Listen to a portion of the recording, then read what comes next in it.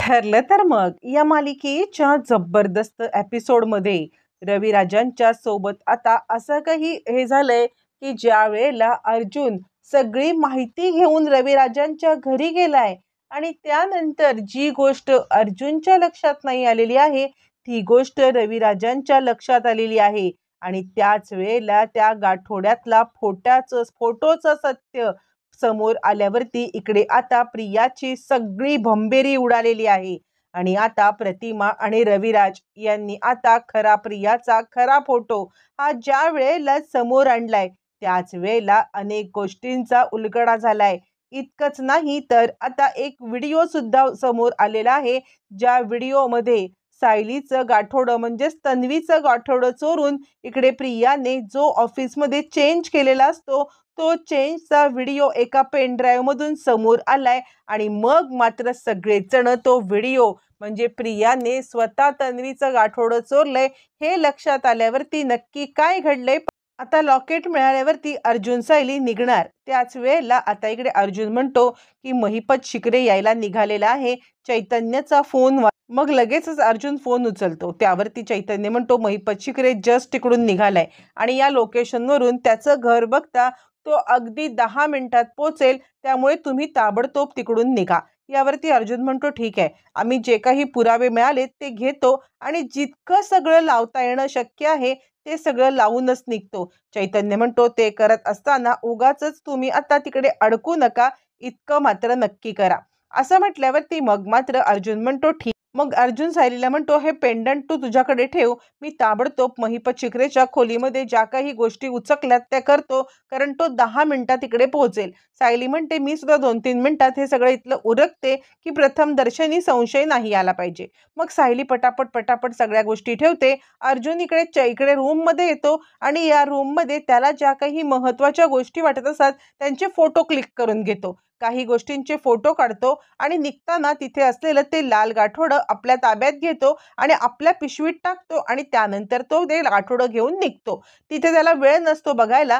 त्यानंतर ते गाठोडं घेऊन सगळ्या गोष्टी जागेवर ठेवून अर्जुन निघाल्यावर इकडे महिपत गाडीमधनं उतरत असतो. पण त्याच वेळेला अर्जुन मागच्या साईडने आता गाडीतून निघून जातो. ज्या वेळेला अर्जुन बॅक साईडने गाडीतून निघून जातो म्हणजे बॅक साईडने आपल्या गाडीत बसतो, महिपत आणि साक्षी घरात येते. तोपर्यंत अर्जुन सायली घरी आलेले असतात. घरी आल्यावरती त्यांना आता जे काही पुरावे आपल्याला सापडले ते सगळे पुरावे ते दोघं जण टॅली करत असतात की नक्की या आता पुराव्यांचं काय करायचं आणि ते आता पुरावे कशा पद्धतीने जोडायचे. यावरती अर्जुन म्हणतो मला काय वाटतं माहितीये का, हे पुरावे नुसते मिळून उपयोग नाहीये.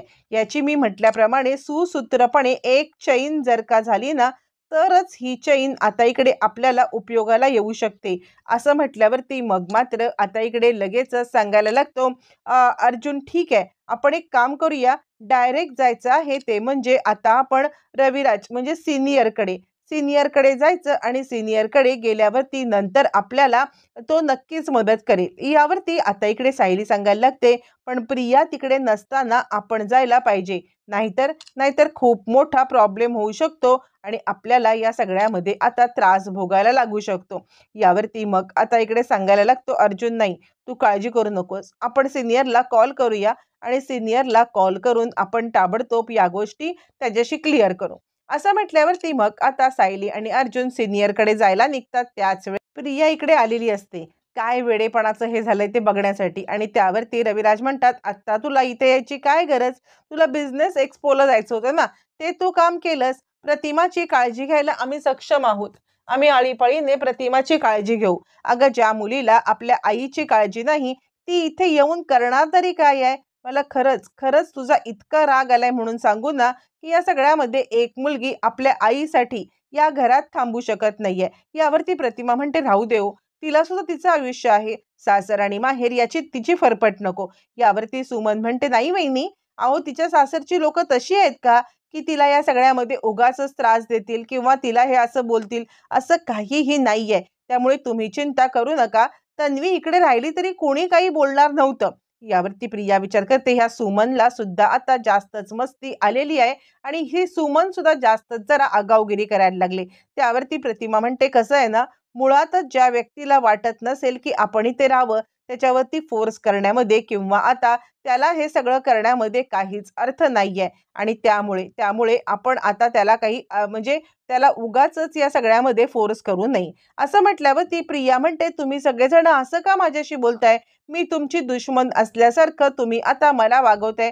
रविराज म्हणतात, दुश्मनचा प्रश्नच नाहीये. अगं तू कधी आपल्या आईशी आईप्रमाणे वागलीस का? तर तुला आम्ही आपलं म्हणायचं आहे. यावरती प्रिया म्हणते, मी निघूनच जाते कशी? मी बिझनेस एक्स्पो सोडून आता इकडे आले होते, ते म्हणजे आईचीच काळजी घ्यायला.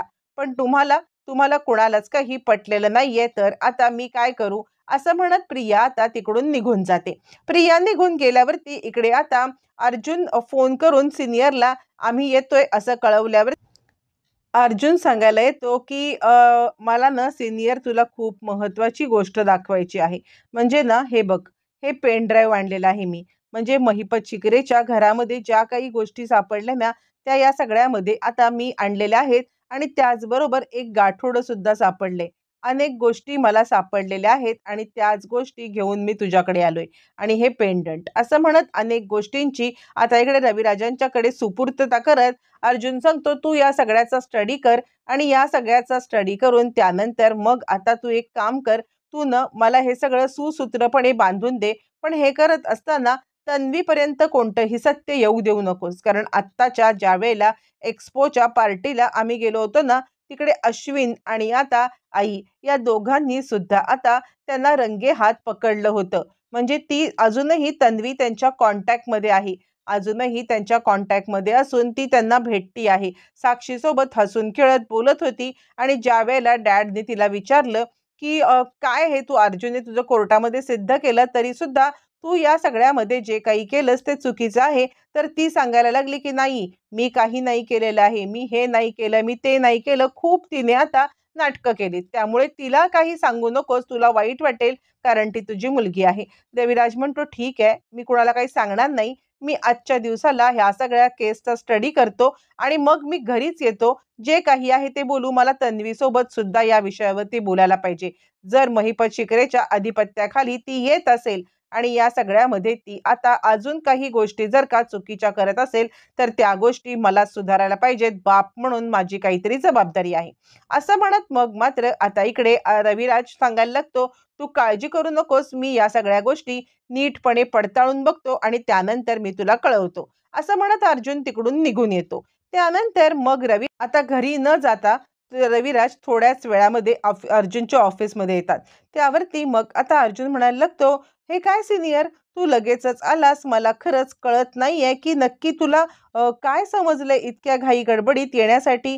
यावरती मग आता लगेचच सांगायला लागतोय अर्जुन अर्जुन सांगायला लागतो, की या सगळ्या गोष्टीमध्ये त्याच्या हत्यारं सुद्धा सापडली आणि ती सुद्धा हत्यारं माझ्याकडे म्हणजे त्याचे फोटो आहेत. यावरती आता इकडे सांगायला लागतात लगेचच रविराज, की "तुला हत्यारांचं नाही, पण माझ्याकडे महत्त्वाच्या माहितीची ठेवून गेले होतास ना, त्याच्यामध्ये बऱ्याचशा गोष्टी मला सापडल्यात."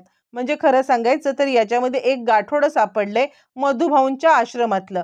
त्यामुळे आपल्याला मधुभाऊंच्या आश्रमातल्या या गाठोड्यावरून अनेक गोष्टी कळतील आणि तू जे काही पेन ड्राईव्ह आणलंस ना, त्या पेन ड्राईव्हमध्ये असलेले एक व्हिडिओ आणि तो व्हिडिओ सुद्धा खूप भयंकर आहे. अर्जुन म्हणतो, "काय आहे त्या व्हिडिओमध्ये?"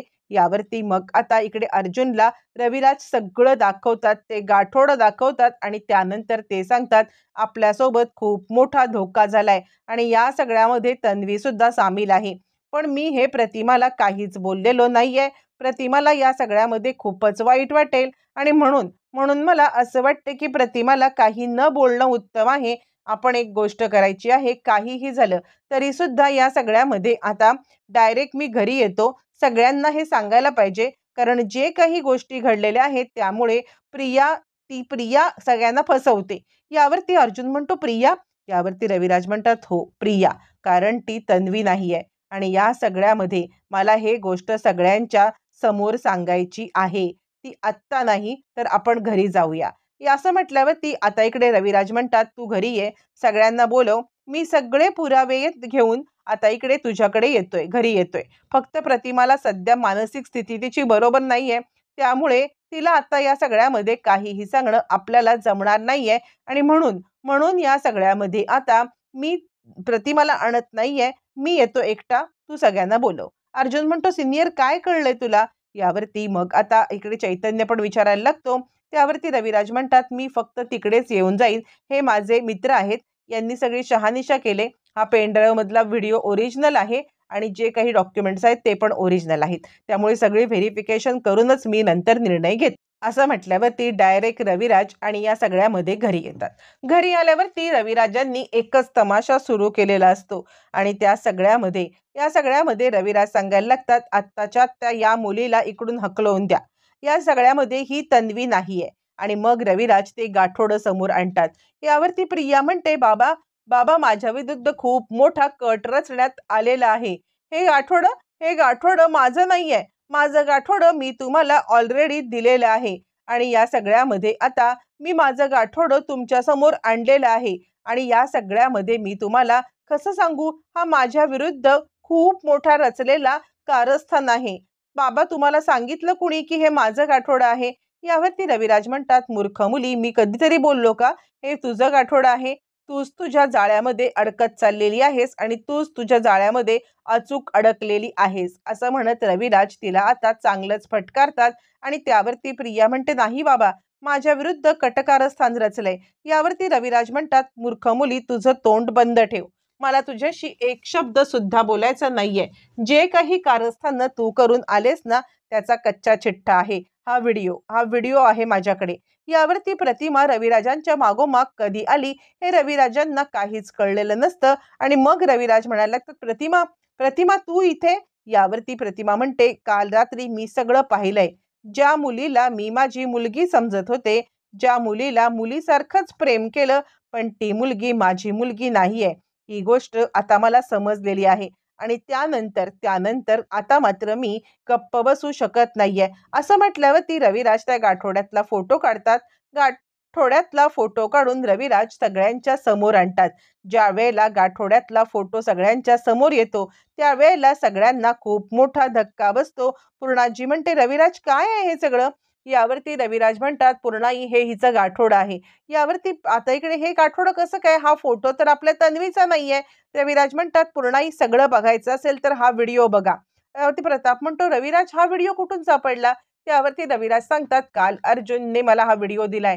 ते सगळं मी नंतर सांगेन. आता ही गोष्ट बोलण्याची नाहीये, नाहीतर उगाचच नको त्या लोकांपर्यंत नको ती माहिती जाईल. असं म्हटल्यावरती मग आता प्रिया विचार करते, म्हणजे काल रात्री अर्जुन सायली जे गायब होते ते हे पुरावे शोधायला गेलेले आणि गेलेले कुठे? महिपत शिकरेच्या घरी. हा गाठोडं तर महिपत शिकरेच्या घरी होतं. मग आता प्रिया चांगलीच गडबडते आणि अजून काय पुरावा सापडलाय हे तिला काही कळत नसतं. त्यानंतर रविराज म्हणतात, या फोटोच्या मागे प्रिया मधुकर लिहिलंय. म्हणजे आश्रमाची अशी सिस्टीम आहे, मी जाणून घेतलं यांच्या आश्रमाची सिस्टीम, की फोटोच्या मागे ती मुलगी ज्या वेळेला येते तिला जे नाव दिलं जातं तिचं नाव लिहिलं जातं. प्रिया मधुकर या फोटोच्या मागे नाव आहे, म्हणजे ही प्रियाच आहे. असं म्हटल्यावर ती आता इकडे अश्विनला जास्त धक्का बसतो आणि कसला व्हिडिओ, काय व्हिडिओ असं म्हणत असताना रविराज तो व्हिडिओ दाखवतात. तो व्हिडिओ दुसरा तिसरा कसलाही नसून हा व्हिडिओ ज्या वेळेला महिपतच्या आता इकडे ऑफिसमध्ये जे काही आता प्रियाने गाठोडं आणलेलं असतं ते गाठोडं ज्या वेळेला ती नागराजच्या हातात देते, नागराज ते गाठोडं उघडतो आणि ते गाठोडं एक्सचेंज करून हीच आपली आजपासून तन्वी हे बोलण्याचा सगळा व्हिडिओ आहे. म्हणजे आता इकडे धक्का बसतो पूर्णाजीला आणि ती म्हणते, म्हणजे म्हणजे आपल्या खऱ्या तन्वीचं गाठोडं हिने बदललं आणि मग खरी तन्वी कुठे आहे आपली? सगळ्यांनाच जबरदस्त धक्का बसतो. अश्विन म्हणतो, काय आहे हे सगळं? म्हणजे मला तर अजूनही विश्वासच बसत नाहीये की या सगळ्या गोष्टी आता अशा काही घडतायत.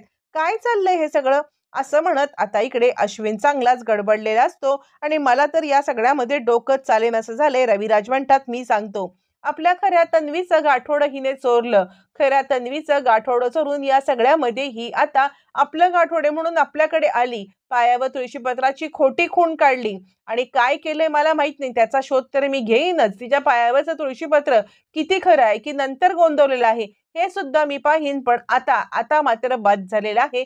काहीही झालं तरी सुद्धा या सगळ्यामध्ये हिला मी सोडणार नाही. माझी खरी तन्वी कुठे आहे? बोल लवकर. प्रिया हादरते. आत्ता जर का मी काही बोलले तर झालं, संपलं. इकडून मैपच्चिक रे, इकडून सुभेदार किल्लेदार, माझी साप वाट लावणार. यावरती प्रिया म्हणते, बाबा काय बोलताय, मला खरंच कळत नाही. यावरती रविराज चिडतात आणि मला बाबा बोलण्याची तुझी हिंमत झालीच कशी, मला अजिबात बाबा बोलायचं नाहीये असं म्हणत रविराज तिच्यावरती चांगले चिडतात आणि तिला ओरडतात. त्यानंतर आता इकडे प्रताप म्हणतो, थांब रविराज, ही अशी ऐकायची नाहीये. आपण एक काम करूया, हिला आपण पोलिसांच्या ताब्यात देऊया. हिला पोलिसांच्या ताब्यात दिलं की मग हिची वाचा फुटेल आणि मगच ही बोलती होईल. असं म्हटल्यावरती रविराज म्हणतात, हो, आता हिला पोलिसांच्या ताब्यात द्यायची वेळ आलेली आहे. असं म्हटल्यावरती प्रिया चांगलीच गडबडते. प्रियाची भांडे फोडतं झाले. आता सगळं सत्य समोर आले. अर्ध सत्य समजले, अर्ध सत्य सायली तन्वी कधी समजणार, पाहणं रंजक